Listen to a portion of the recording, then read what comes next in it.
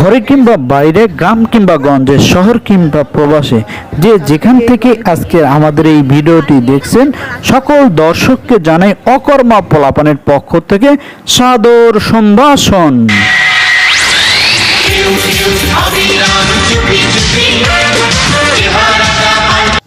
যে সকল দর্শক সারাদিন ঘরে বসে থাকেন কিংবা গ্রামে থাকেন, কোথাও ঘুরতে যেতে পারেন না, নিজের সংসার কিংবা নিজের জন্য কোনো রং বেরঙের সাজসজ্জার জিনিস খুঁজে পান না, তাদের জন্য আজকের এই আয়োজন।